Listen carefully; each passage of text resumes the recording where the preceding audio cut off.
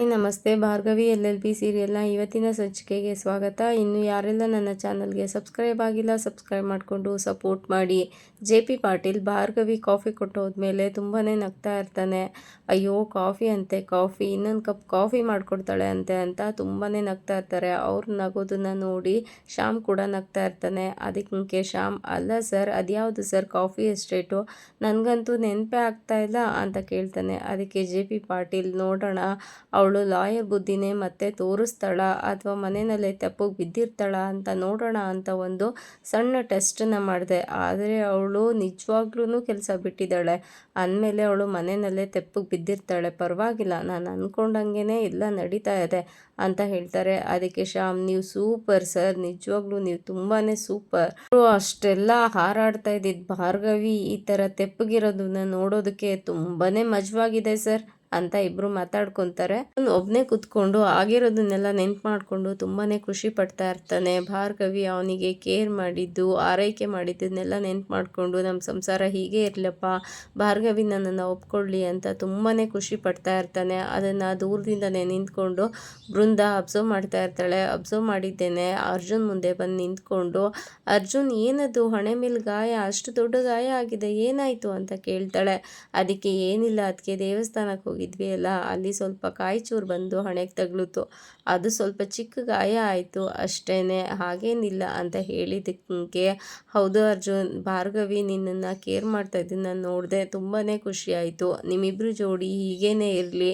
ಅಂದ ಹಾಗೆ ಅವಳು ನಿನ್ನನ್ನು ಕೇರ್ ಮಾಡ್ತಾ ಇದ್ಲು ಅಂತ ಅಂದರೆ ನಿಮ್ಮಿಬ್ಬರು ಮಧ್ಯದಲ್ಲಿ ಎಲ್ಲ ಸರಿ ಹೋಯಿತು ಅಂತ ಅಲ್ವಾ ಅರ್ಥ? ಹಾಗಾದರೆ ನೀವಿಬ್ಬರು ಚೆನ್ನಾಗಿದ್ದೀರಾ ಅಂತ ಕೇಳ್ತಾಳೆ. ಅದಕ್ಕೆ ಇಲ್ಲ ಅದಕ್ಕೆ ಈಗ ಸ್ವಲ್ಪನೇ ಹತ್ತಿರ ಆಗ್ತಾ ಇದ್ದೀವಿ, ಈ ಸುಳ್ಳು ಹೇಳಿರೋದ್ರಲ್ಲಿ ನನ್ನ ತಪ್ಪು ಏನೂ ಇಲ್ಲ, ಬೇಕಂತ ನಾನು ಸತ್ಯನ ಮುಚ್ಚಿಟ್ಟಿಲ್ಲ ಅಂತ ಅವ್ರಿಗೆ ಈಗೀಗ ಅರ್ಥ ಆಗ್ತಾ ಇದೆ ಅಂತ ಹೇಳ್ತಾನೆ. ಅದನ್ನು ಕೇಳಿಸ್ಕೊಂಡು ಬೃಂದಾಗೆ ತುಂಬಾ ಕೋಪ ಬರುತ್ತೆ. ಆದರೆ ಅಯ್ಯೋ ಆ ಥರ ಆದರೆ ಸಾಕು ಅರ್ಜುನ್, ನೀವಿಬ್ರು ಒಂದಾದರೆ ಅಷ್ಟೇ ಸಾಕು, ನೀವಿಬ್ಬರು ಒಂದಾದರೆ ಈ ಮನೆಯಲ್ಲಿ ಖುಷಿ ಪಡೋ ವ್ಯಕ್ತಿ ಅಂದರೆ ಅದು ನಾನೇ, ಮೊದಲು ನಾನೇ ಖುಷಿ ಪಡೋದು, ನಿಮ್ಮಿಬ್ಬರ ಸಂಸಾರದ ಮೇಲೆ ಯಾರ ಕೆಟ್ಟ ದೃಷ್ಟಿನೂ ಬೀಳ್ದನೇ ಇರಲಿ ಅಂತ ಹೇಳ್ತಾಳೆ. ಅದಕ್ಕೆ ಅರ್ಜುನ್, ಯಾರ ಕೆಟ್ಟ ದೃಷ್ಟಿ ಬೀಳ್ದನೇ ಇರಲಿ ಅಂದರೆ ಬಂದಿದ್ದಾಳಲ್ಲ ಆ ಒಂದನ ನಮ್ಮನ್ನ ನೆಮ್ಮದಿನ ಹಾಳು ಮಾಡೋದಕ್ಕೆ, ಅವಳ ಕಣ್ಣು ದೃಷ್ಟಿನೇ ಸಾಕಲ್ವಾ ಅದಕ್ಕೆ ಅಂತ ಹೇಳಿದ್ದಕ್ಕೆ, ಅದು ಅರ್ಜುನ್ ಇನ್ನೇನು ಮಾಡೋಕ್ಕಾಗತ್ತೆ, ಮಾವನೇ ಹೇಳಿದ್ದಾರಲ್ಲ ನೀನು ಯಾವಾಗ ಬೇಕಾದರೂ ಬರ್ಬೋದು,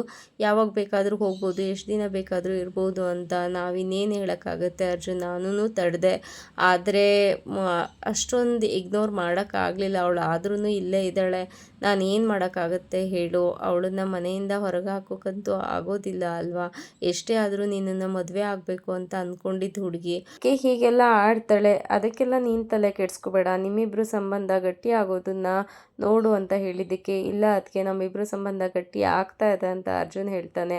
ನಿಮ್ಮಿಬ್ಬರು ಮಧ್ಯೆ ಯಾರು ಬರದೇ ಇರೋ ಥರ ನೋಡ್ಕೋ ಅರ್ಜುನ್, ಯಾಕೆ ಅಂತ ಅಂದರೆ ನಿಮ್ಮಿಬ್ಬರು ಸಂಸಾರ ಸರಿ ಇಲ್ಲ ಅಂತ ಅರ್ಥ, ಯಾರಾದರೂ ಮಧ್ಯದಲ್ಲಿ ಬರ್ತಾ ಇದ್ದಾರೆ ಅಂದರೆ ನಿಮ್ಮ ಸಂಸಾರ ಸರಿಯಾಗಿಲ್ಲ ಗಟ್ಟಿಯಾಗಿಲ್ಲ ಅಂತ ಅರ್ಥ ಅಂತ ಹೇಳ್ತಾ ಇರ್ತಾಳೆ. ಇಲ್ಲಿ ಭಾರ್ಗವಿ ಪ್ರತಾಪ್ ಅವ್ರಿಗೆ ಫೋನ್ ಮಾಡಿರ್ತಾಳೆ. ಪ್ರತಾಪ್ ಅವರು ಹಲೋ ಸಾರಿ ಮೇಡಮ್ ಅಂತ ಆ ಕಡೆಯಿಂದ ಹೇಳ್ತಾರೆ. ಅದಕ್ಕೆ ಸಾರಿನಾ, ಯಾಕೆ ಸರ್? ಭಾರ್ಗವಿ ಕೇಳಿದ್ದಕ್ಕೆ ಇನ್ಸ್ಪೆಕ್ಟರ್ ಪ್ರತಾಪ್ ಅವರು, ಅಲ್ಲ ಮೇಡಮ್, ಅವತ್ತು ನಾನು ನಿಮ್ಮ ಬಗ್ಗೆ ಕೇವಲವಾಗಿ ಮಾತಾಡಿ ನೋವು ಕೊಟ್ಬಿಟ್ಟೆ, ಆದರೆ ಇವತ್ತು ನೀವು ಸಂಧ್ಯಾ ಕೇಸ್ಗೋಸ್ಕರ ಎಷ್ಟೊಂದು ರಿಸ್ಕ್ ತಗೊಂಡಿದ್ದೀರಾ, ಕೇಸ್ಗೋಸ್ಕರ ನಿಮ್ಮ ಗಂಡನ್ನೇ ಅನುಮಾನಿಸಿ ಬ್ಲಡ್ ಸ್ಯಾಂಪಲ್ನ ನನಗೆ ಕಳಿಸ್ಕೊಟ್ಟಿದ್ದೀರಾ, ಅಂಥದ್ರಲ್ಲಿ ನಾನು ನಿಮ್ಮ ಬಗ್ಗೆ ಆ ಥರ ಎಲ್ಲ ಮಾತಾಡಬಾರ್ದಿತ್ತು ಮೇಡಮ್, ದಯವಿಟ್ಟು ನನ್ನನ್ನು ಕ್ಷಮಿಸ್ಬಿಡಿ, ಇವತ್ತು ನೀವು ತೊಗೊಂಡಿರೋ ರಿಸ್ಕ್ಗೆ, ಸಂಧ್ಯಾ ಕೇಸ್ ಬಗ್ಗೆ ತೋರಿಸ್ತಾ ಇರೋವಂಥ ಇಂಟ್ರೆಸ್ಟ್ಗೆ ನಾನು ನಿಮಗೆ ಒಂದು ಸೆಲ್ಯೂಟ್ ಹೊಡಿಲೇಬೇಕು ಸರ್ ಅಂತ ಹೇಳ್ತಾರೆ. ಅದಕ್ಕೆ ಭಾರ್ಗವಿ, ಅಲ್ಲ ಸರ್, ನಾನು ಒಂದು ಬ್ಲಡ್ ಸ್ಯಾಂಪಲ್ ಕಳಿಸ್ಕೊಟ್ಟಿದ್ನಲ್ಲ ಅದು ಏನಾಯಿತು ಅಂತ ಕೇಳಿದ್ದಕ್ಕೆ, ಅದರ ರಿಪೋರ್ಟ್ ತೊಗೊಂಡೆ ನಾನು ನಿಮಗೆ ಫೋನ್ ಮಾಡ್ತಾ ಇದ್ದೀನಿ ಮೇಡಮ್ ಅಂತ ಹೇಳ್ತಾರೆ. ಅದಕ್ಕೆ ಸರಿ ಸರ್, ಆದರೆ ಅವತ್ತು ಸಂಧ್ಯಾ ಸತ್ತ ದಿನ ಅಲ್ಲಿ ಒಂದು ಬ್ಲಡ್ ಸ್ಯಾಂಪಲ್ ಸಿಕ್ಕಿತ್ತಲ್ಲ, ಆ ಬ್ಲಡ್ ಸ್ಯಾಂಪಲ್ಗೂ ಈಗ ನಾನು ನಿಮಗೆ ಕೊಟ್ಟಿರೋ ಬ್ಲಡ್ ಸ್ಯಾಂಪಲ್ಗೂ ಹೊಂದಿಕೆ ಆಗ್ತಾ ಇದೆಯಾ ಅಂತ ಭಾರ್ಗವಿ ಕೇಳ್ತಾಳೆ. ಅದಕ್ಕೆ ಇನ್ಸ್ಪೆಕ್ಟರ್ ಪ್ರತಾಪ್ ಅವರು, ಮೇಡಮ್ ಎರಡೂ ಬ್ಲಡ್ ಸ್ಯಾಂಪಲ್ಲು ಹೊಂದಿಕೆ ಆದರೆ ನೀವೇನು ಮಾಡಬೇಕು ಅಂತ ಅಂದ್ಕೊಂಡಿದ್ದೀರಾ ಮೇಡಮ್ ಅಂತ ಕೇಳ್ತಾರೆ. ಅದಕ್ಕೆ ಭಾರ್ಗವಿ, ಇನ್ನೇನು ಮಾಡೋಕ್ಕಾಗುತ್ತೆ ಸರ್, ಗುರಿ ಏನಿದ್ರು ಸಂಧ್ಯಾ ಕೇಸ್ಗೆ ನ್ಯಾಯ ಕೊಡ್ಸೋದು ಅಷ್ಟೇನೆ ಅಂತ ಭಾರ್ಗವಿ ಹೇಳ್ತಾಳೆ. ಅದು ಈ ರಿಪೋರ್ಟ್ ಏನು ಹೇಳ್ತಾ ಇದೆ ಅಂತ ರಾಗ ಹೇಳಿತಾರೆ. ಆಗ ಭಾರ್ಗವಿಗೆ ಟೆನ್ಷನ್ ಆಗುತ್ತೆ. ಅದೆರಡೂ ರಿಪೋರ್ಟು ಹೊಂದಿಕೆ ಆಗ್ದೇ ಇರಲಿ ಅಪ್ಪ ಅಂತ ದೇವ್ರ ಹತ್ರ ಬೇಡ್ಕೊತಾ ಇರ್ತಾಳೆ. ಇಲ್ಲಿ ಅರ್ಜುನ್ ಹತ್ರ ಬೃಂದ, ಅಲ್ಲ ಅರ್ಜುನ್, ಭಾರ್ಗವಿ ಆ ಕೇಸ್ನ ಬಿಟ್ಬಿಟ್ಟಿದ್ದಾಳೆ ಅಲ್ವಾ, ಇವಾಗ ಕೆಲ್ಸಕ್ಕೆ ಹೋಗೋದು ಬೇಡ, ಮನೆಯವ್ರ ಜೊತೆ ಚೆನ್ನಾಗಿ ಹೊಂದ್ಕೊಂಡಿರೋಣ ಅಂತ ಅಂದ್ಕೊಂಡಿದ್ದಾಳೆ ಅಲ್ವಾ, ಅಪ್ಪಿತಪ್ಪಿನು ನೀನು ಮತ್ತೆ ಕೆಲ್ಸಕ್ಕೆ ಹೋಗು ಅಂತ ಮಾತ್ರ ಹೇಳಬೇಡ ಅಂತ ಹೇಳ್ತಾಳೆ. ಅದಕ್ಕೆ ಇಲ್ಲ ಅದಕ್ಕೆ ಅದು ಹೇಗಾಗತ್ತಂತೆ, ಅವ್ರಿಗೂ ಅವ್ರದ್ದೇ ಕನಸುಗಳು ಆಸೆಗಳು ಎಲ್ಲ ಇರುತ್ತೆ ಅಲ್ವಾ, ಹಾಗಾಗಿ ಅವರು ಈ ಮನೆಗೆ ಹೊಂದ್ಕೊಳ್ಳಿ, ಫಸ್ಟು ಹೊಂದ್ಕೊಂಡು ಆದಮೇಲೆ ನಾನೇ ಹೋಗಿ ಡ್ಯಾಡ್ ಹತ್ರ ಮಾತಾಡ್ತೀನಿ, ಅವರು ಕೆಲ್ಸಕ್ಕೆ ಹೋಗೋ ಥರ ಮಾಡ್ತೀನಿ ಅಂತ ಹೇಳ್ತಾನೆ. ಅದಕ್ಕೆ ಅಯ್ಯಯ್ಯೋ ಅವಳನ್ನ ತಡೆಯೋಣ ಅಂತ ಅಂದರೆ ಇವನೇ ಉಲ್ಟಾ ಹೊಡಿತಾ ಇದ್ದಾನಲ್ಲಪ್ಪ, ಇವನೇ ಸಪೋರ್ಟ್ ಮಾಡೋದಕ್ಕೆ ನಿಂತಿದ್ದಾನಲ್ಲಪ್ಪ ಅಂತ ಯೋಚನೆ ಮಾಡ್ತಾ ಇರ್ತಾಳೆ. ಅಲ್ಲ ಅರ್ಜುನ್, ಈ ಮನೆ ರೂಲ್ಸ್ ಅಲ್ವಾ, ಹೆಣ್ಮಕ್ಳು ಯಾರು ಹೊರಗಡೆ ಹೋಗಿ ಕೆಲಸ ಮಾಡಬಾರ್ದು ಅಂತ, ಅದನ್ನು ನಾವು ಯಾರೂ ಪ್ರಶ್ನೆ ಮಾಡೋಕ್ಕಾಗಲ್ಲ ಅಲ್ವಾ ಅಂತ ಹೇಳಿದ್ದಕ್ಕೆ, ಅದು ಹೇಗಾಗುತ್ತೆ ಅದಕ್ಕೆ, ನನ್ನನ್ನು ಅಥವಾ ಅಣ್ಣನ ಅಥವಾ ಚಿಕ್ಕನ ಡ್ಯಾಡ್ನ ಯಾರಾದರೂ ಆ ಥರ ರಿಸ್ಟ್ರಿಕ್ಷನ್ ಮಾಡಿದರೆ ಅದು ಹೇಗಿರ್ತಿತ್ತು, ನಮ್ಗೆ ಹೇಗಾಗ್ತಿತ್ತು ಹೇಳಿ. ಅದೇ ರೀತಿ ಭಾರ್ಗವಿ ಅವರು ಅಲ್ವಾ, ನಾವು ಇಲ್ಲಿ ಯಾರಿಗೂ ರಿಸ್ಟ್ರಿಕ್ಷನ್ ಹಾಕಬಾರ್ದು, ಅವರು ಹೆಣ್ಣು ಅನ್ನೋ ಕಾರಣಕ್ಕೋಸ್ಕರ ಅವರು ಹೊರಗೆ ಹೋಗಿ ಕೆಲಸ ಮಾಡಬಾರ್ದು ಅನ್ನೋದು ತಪ್ಪಲ್ವಾ. ಅವರು ಈ ಮನೆಗೆ ಹೊಂದ್ಕೊಳ್ಳಿ ಫಸ್ಟು, ಅದಾದಮೇಲೆ ನಾನೇ ಹೋಗಿ ಡ್ಯಾಡ್ ಹತ್ರ ಮಾತಾಡ್ತೀನಿ, ಅವರು ಕೆಲ್ಸಕ್ಕೆ ಹೋಗೋ ಥರ ಮಾಡ್ತೀನಿ, ಅವರು ದಿ ಬೆಸ್ಟ್ ಸೊಸೆ ಆಗಿ ಕಾಣಿಸ್ಕೊತಾರೆ ಈ ಮನೆಯಲ್ಲಿ, ನೋಡ್ತಾ ಇರಿ, ಎಲ್ಲರಿಗೂ ಭಾರ್ಗವಿ ಅವರು ಇಷ್ಟ ಆಗೇ ಆಗ್ತಾರೆ ಅಂತ ಹೇಳ್ತಾರೆ. ಅದಕ್ಕೆ ಬೃಂದ, ದಯವಿಟ್ಟು ಆ ಥರ ತಪ್ಪನ್ನ ಮಾಡಬೇಡ ಅರ್ಜುನ್, ಯಾಕೆ ಅಂತ ಅಂದರೆ ಭಾರ್ಗವಿಗೆ ಅನಿಸಿರ್ಬೋದಲ್ವಾ, ಈ ಮನೆಯಲ್ಲೇ ನಾನು ಇದ್ದು ಅರ್ಜುನ್ಗೆ ಒಳ್ಳೆ ಹೆಂಡತಿಯಾಗಿ, ಈ ಮನೆಗೆ ಒಳ್ಳೆ ಸೊಸೆಯಾಗಿ ಇರಬೇಕು ಅಂತ ಅಂದ್ಬಿಟ್ಟು ನಾನು ಹೊರಗಡೆ ಹೋಗಿ ದುಡ್ದು ಇಲ್ಲದೆ ಇರೋ ಸಮಸ್ಯೆಗಳನ್ನೆಲ್ಲ ಮೈ ಮೇಲೆ ಯಾರಪ್ಪ ಹಾಕೊಳ್ಳೋರು ಅಂತ ಯೋಚನೆ ಮಾಡಿ ಆ ಥರ ಇರ್ಬೋದಲ್ವಾ ಅಂತ ಹೇಳಿ ಕನ್ಫ್ಯೂಸ್ ಮಾಡ್ತಾಳೆ ಅರ್ಜುನ್ಗೆ. ಅದಾದಮೇಲೆ ಒಬ್ಬ ವ್ಯಕ್ತಿನ ಕನ್ವಿನ್ಸ್ ಮಾಡೋಕ್ಕಾಗಲಿಲ್ಲ ಅಂತ ಅಂದ್ರೂ ಕನ್ಫ್ಯೂಸ್ ಆದರೂ ಮಾಡಬೇಕು, ಈ ಕನ್ಫ್ಯೂಷನ್ನಿಂದ ನೀನು ಹೊರಗೆ ಬರೋದ್ರೊಳಗಡೆ ಕೇಸೇನೆ ಮುಗಿದೋಗಿರುತ್ತೆ ಅಂತ ಹೇಳಿಬಿಟ್ಟು ಅಲ್ಲಿಂದ ಹೊರಡ್ತಾ ಇರ್ತಾಳೆ. ಹೊರಟು ಅಷ್ಟರೊಳಗಡೆ ಮತ್ತೆ ತಿರುಗಿ, ಅಲ್ಲ ಅರ್ಜುನ್, ಭಾರ್ಗವಿ ಏನಾದರೂ ಕದ್ದು ಮುಚ್ಚಿ ಈ ಕೇಸ್ನ ನಡೆಸ್ತಾ ಇಲ್ಲ ತಾನೇ ಅಂತ ಕೇಳ್ತಾಳೆ. ಅದಕ್ಕೆ ಖಂಡಿತ ಇಲ್ಲ ಅದಕ್ಕೆ ಅಂತ ಹೇಳ್ತಾನೆ ಅರ್ಜುನ್. ಸರಿ ಅರ್ಜುನ್, ನಾನು ಬರ್ತೀನಿ ಅಂತ ಅಲ್ಲಿಂದ ಹೊರಟೋಗ್ತಾಳೆ. ಇನ್ಸ್ಪೆಕ್ಟರ್ ಪ್ರತಾಪ್ ಅವರು ಏನು ಹೇಳ್ಬೋದು ಅಂತ ಕೇಳಿಸ್ಕೊಳ್ಳೋಕ್ಕೆ ಕಾತರದಿಂದ ಕಾಯ್ತಾ ಇರ್ತಾಳೆ ಭಾರ್ಗವಿ. ಆಗ ಇನ್ಸ್ಪೆಕ್ಟರ್ ಪ್ರತಾಪ್ ಅವರು, ಇಲ್ಲ ಮೇಡಮ್, ಈ ಎರಡೂ ರಿಪೋರ್ಟ್ಗೂ ಹೊಂದಾಣಿಕೆ ಆಗ್ತಾ ಇಲ್ಲ ಅಂತ ಹೇಳ್ತಾರೆ. ಆಗ ಭಾರ್ಗವಿಗೆ ತುಂಬಾ ಖುಷಿ ಆಗುತ್ತಂತೆ, ಅವಳಿಗೆ ಉಸಿರು ಬಂದಂಗೆ ಆಗುತ್ತೆ. ಆಗ ಇನ್ಸ್ಪೆಕ್ಟರ್ ಪ್ರತಾಪ್ ಅವರು, ಅಲ್ಲ ಮೇಡಮ್, ನಿಮಗೊಂದು ಹ್ಯಾಟ್ಸ್ ಆಫ್ ಮೇಡಮ್, ಸಂಧ್ಯಾ ಕೇಸ್ನಲ್ಲಿ ನೀವು ತೊಗೊಂಡಿರೋ ಸ್ಟ್ಯಾಂಡ್ ನನಗೆ ತುಂಬಾ ಇಷ್ಟ ಆಗ್ತಾ ಇದೆ ಮೇಡಮ್, ಸಂಧ್ಯಾ ಕೇಸ್ನಲ್ಲಿ ತೋರಿಸ್ತಾ ಇರೋ ಇಂಟ್ರೆಸ್ಟ್ ನೋಡಿದ್ರೆ ನಂಗೆ ತುಂಬಾ ಖುಷಿ ಆಗುತ್ತೆ ಮೇಡಮ್, ನಿಮ್ಮ ಗಂಡನ್ನು ಅನುಮಾನಿಸಿ ಅವರ ಬ್ಲಡ್ ಸ್ಯಾಂಪಲ್ನ ನನಗೆ ಕಳಿಸ್ಕೊಟ್ಟಿದ್ದೀರಲ್ಲ, ಅದರಿಂದನೇ ಗೊತ್ತಾಗುತ್ತೆ ಮೇಡಮ್ ಸಂಧ್ಯಾ ಕೇಸ್ಗೆ ಎಷ್ಟು ತಲೆ ಕೆಡಿಸ್ಕೊಂಡಿದ್ದೀರಾ ಅಂತ. ನಿಮ್ಮ ಗಂಡಂದು ಯಾವುದೇ ರೀತಿಯ ತಪ್ಪಿಲ್ಲ ಮೇಡಮ್, ನಿಮಗೆ ಇನ್ಯಾರ ಮೇಲಾದರೂ ಅನುಮಾನ ಇದೆಯಾ ಮೇಡಮ್ ಅಂತ ಕೇಳ್ತಾರೆ. ಅದಕ್ಕೆ ಅನುಮಾನ ಇದೆ, ಈ ಮನೆಯವ್ರ ಮೇಲೆ ಎಲ್ಲರ ಮೇಲೂ ಅನುಮಾನ ಇದೆ, ಹಾಗೆಯೇ ಆ ಶಕ್ತಿ ಪ್ರಸಾದ್ ಅವ್ರಿಗೂ ಈ ಮನೆಯವರು ತುಂಬಾ ಕ್ಲೋಸ್ ಆಗಿದ್ದಾರೆ, ಅವ್ರ ಮೇಲೂ ನನಗೆ ಅನುಮಾನ ಇದೆ, ಆದಷ್ಟು ಬೇಗ ಅದನ್ನೆಲ್ಲ ಕಂಡುಹಿಡಿತೀನಿ ಅಂತ ಹೇಳ್ತಾಳೆ. ಅದಕ್ಕೆ ಮೇಡಮ್, ನೀವು ತೋಳಗಳ ಮಧ್ಯದಲ್ಲಿ ಹೋರಾಟ ಮಾಡ್ತಾ ಇದ್ದೀರಾ, ಅಲ್ಲಿ ಕರುಣೆ ಇಲ್ಲದೆ ಇರೋಂತಹ ಕಟುಕರು ಅವರೆಲ್ಲರೂ ತುಂಬ ಹುಷಾರಾಗಿ ಇದನ್ನು ಹ್ಯಾಂಡಲ್ ಮಾಡಿ ಮೇಡಮ್ ಅಂತ ಹೇಳಿ ಫೋನ್ನ ಕಟ್ ಮಾಡ್ತಾರೆ ಇನ್ಸ್ಪೆಕ್ಟರ್ ಪ್ರತಾಪ್ ಅವರು.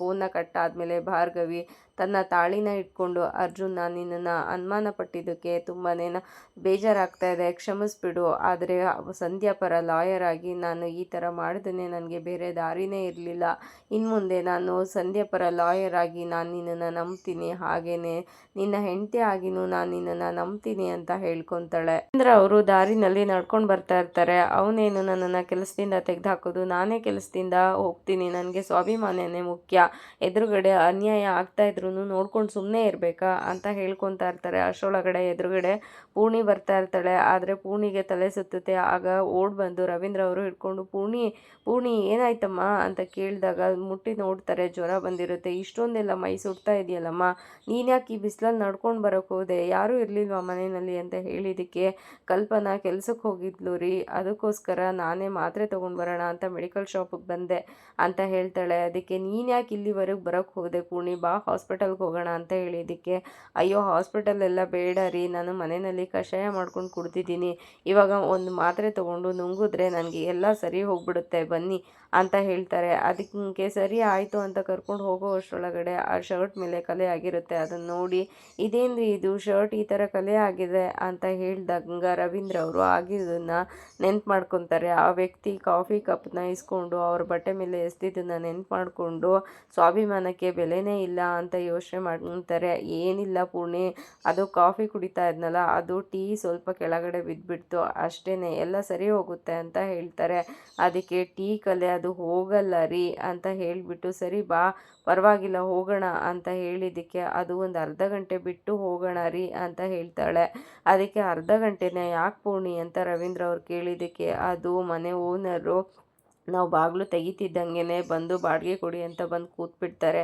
ಬಾಡಿಗೆ ಕಟ್ಟೋಕ್ಕೆ ನಮ್ಮ ಹತ್ರ ದುಡ್ಡಿಲ್ಲ ಅಲ್ವಾ, ಹಾಗಾಗಿ ಇಲ್ಲೇ ಒಂದು ಅರ್ಧ ಗಂಟೆ ಕಾಲ ಕಳೆದು ಹೋಗೋಣ, ಈ ಸಲ ನಿಮ್ಮ ಸಂಬಳ ಬರುತ್ತಲ್ಲ ಸಂಬಳ ಬಂದ ತಕ್ಷಣ ಕಟ್ಬಿಡೋಣ ಅಂತ ಹೇಳ್ತಾಳೆ. ಅದಕ್ಕೆ ರವೀಂದ್ರ ಅವರು ಯೋಚನೆ ಮಾಡ್ತಾ ಇರ್ತಾರೆ, ನನ್ನ ಸ್ವಾಭಿಮಾನಕ್ಕಿಂತ ನನ್ನ ಹೆಂಡತಿ ನನ್ನ ಮಕ್ಕಳಿಗೆ ಹೊಟ್ಟೆಗೆ ಮತ್ತು ಮನೆ ಬಾಡಿಗೆ ಕೊಟ್ಟೋದೇ ಮುಖ್ಯ, ನಾನು ಇನ್ನು ಯಾರಿಗೂ ಭಾರವಾಗಿ ಕೂತ್ಕೋಬಾರ್ದು, ಏನೇ ಆದ್ರೂ ನಾನು ಕೆಲಸ ಮಾಡಿ ಆ ಸಾಲ ಬಾಡಿಗೆ ಎಲ್ಲದನ್ನು ತೀರಿಸಲೇಬೇಕು ಅಂತ ಯೋಚನೆ ಮಾಡ್ತಾರೆ. ಅದಕ್ಕೆ ಪೂರ್ಣಿ ಇದ್ಯಾಕ್ರಿ ಈ ಥರ ಯೋಚನೆ ಮಾಡ್ತಾ ನಿಂತ್ಬಿಟ್ರಿ, ನೀವೇನು ತಲೆ ಕೆಡಿಸ್ಕೋಬೇಡಿ, ಎಲ್ಲನೂ ಸರಿ ಹೋಗುತ್ತೆ, ಈ ಸಲ ಬಾಡಿಗೆ ಕಟ್ತೀರಲ್ಲ ಸಂಬಳ ಬಂದಮೇಲೆ ಅದರಲ್ಲಿ ಎಷ್ಟು ಮಿಕ್ಕುತ್ತೋ ಅಷ್ಟರಲ್ಲೇ ನಾನು ಮನೆ ನಡೆಸ್ತೀನಿ, ನೀವೇನು ಹೆದರ್ಕೋಬೇಡಿ ಅಂತ ಹೇಳಿದ್ದಕ್ಕೆ ರವೀಂದ್ರ ಅವರು ನಾಳೆಯಿಂದ ಪೂರ್ಣಿ ಡಬಲ್ ಶಿಫ್ಟ್ ಹೇಳಿದ್ದಾರೆ, ನಾನು ಡಬಲ್ ಶಿಫ್ಟ್ ಕೆಲ್ಸಕ್ಕೆ ಹೋಗ್ತೀನಿ ಅಂತ ಹೇಳಿದ್ದಕ್ಕೆ ಪೂರ್ಣಿ ಯಾಕ್ರಿ ಡಬಲ್ ಶಿಫ್ಟ್ ಕೆಲ್ಸಕ್ಕೆ ಹೋಗ್ತೀರಾ, ಬೇಡ ರೀ ನಿಮ್ಮ ಆರೋಗ್ಯ ಏನಾಗಬೇಡ ಅಂತ ಹೇಳಿದ್ದಕ್ಕೆ ಅಯ್ಯೋ ನಾನು ಆರಾಮಾಗಿರ್ತೀನಿ, ಏನೂ ಆಗಲ್ಲ, ನಾವು ಇವಾಗ ದೇವಸ್ಥಾನದ ಹತ್ರ ಕೂತಿದ್ದು ಒಂದು ಅರ್ಧ ಗಂಟೆ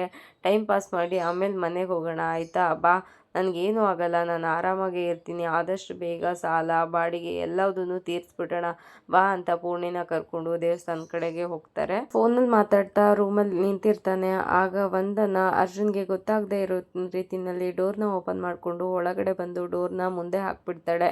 ಅರ್ಜುನ್ ನೀನು ಯಾಕೆ ಬಂದೆ ಇಲ್ಲಿ, ಏನು ಕೆಲಸ ನಿನಗಿಲ್ಲಿ ಅಂತ ಕೇಳಿದ್ದಕ್ಕೆ ಯಾಕೆ ಅರ್ಜುನ್ ನನ್ನ ಮೇಲೆ ಇಷ್ಟೊಂದು ಕೋಪ ಮಾಡ್ಕೊತೀಯ, ಆ ಬೇಡದೇ ಇರೋ ಭಾರ್ಗವಿಗೋಸ್ಕರ ನನ್ನ ಮೇಲೆ ಯಾಕೆ ಇಷ್ಟೊಂದು ಕೋಪ ಮಾಡ್ಕೊತೀಯ ನೀನು, ನಿನ್ನ ಮದುವೆ ಆಗಬೇಕಾಗಿತ್ತು, ನಾನು ಈ ಜಾಗದಲ್ಲಿ ಇರಬೇಕಿತ್ತು, ಅದನ್ನು ನೀನು ನೆನಪಲ್ಲಿ ಇಟ್ಕೋ ಅಂತ ಹೇಳ್ತಾಳೆ. ಅದಕ್ಕೆ ನನ್ನ ಲೈಫಲ್ಲಿ ಯಾವತ್ತೂ ಕರೆಯೋದಕ್ಕೆ ಸಾಧ್ಯನೇ ಇಲ್ಲ, ನೀನು ನನ್ನ ಲೈಫಲ್ಲಿ ಬರೋದಕ್ಕೆ ಸಾಧ್ಯನೇ ಇಲ್ಲ, ನನ್ನ ಮನಸ್ಸಲ್ಲೂ ಜಾಗ ಇಲ್ಲ, ನನ್ನ ಲೈಫಲ್ಲೂ ಜಾಗ ಇಲ್ಲ ಅಂತ ಹೇಳ್ತಾನೆ. ಅದಕ್ಕೆ ಆ ಭಾರ್ಗವಿ ನಿನ್ನ ಹತ್ರ ಜಗಳ ಮಾಡ್ತಾಳೆ, ಕಿರ್ಚಾಡ್ತಾಳೆ, ಎಲ್ಲ ಮಾಡ್ತಾಳೆ, ಅವಳಿಗೋಸ್ಕರ ನನ್ನನ್ನು ದೂರ ಮಾಡ್ತೀಯಾ, ಅವಳು ನಿನ್ನ ಫೀಲಿಂಗ್ಸ್ನ ಅರ್ಥ ಮಾಡ್ಕೊಳ್ಳಲ್ಲ ಅರ್ಜುನ್, ನಾನು ನಿನ್ನ ಫೀಲಿಂಗ್ಸ್ನ ಅರ್ಥ ಮಾಡ್ಕೊತೀನಿ ಅಂತ ಹೇಳ್ತಾಳೆ. ನಿನ್ನ ಫೀಲಿಂಗ್ಸು ಬೇಡ, ನೀನು ಬೇಡ, ದಯವಿಟ್ಟು ಇಲ್ಲಿಂದ ಹೊರಟೋಗು, ನಿನ್ನನ್ನು ಇಲ್ಲಿವರೆಗೂ ಮಾತಾಡ್ಸ್ಕೊಂಡು ನಿಂತಿದ್ದೇ ತಪ್ಪಾಯಿತು, ಇಲ್ಲಿಂದ ಹೊರಗೆ ಹೋಗು ಅಂತ ಹೇಳ್ತಾನೆ.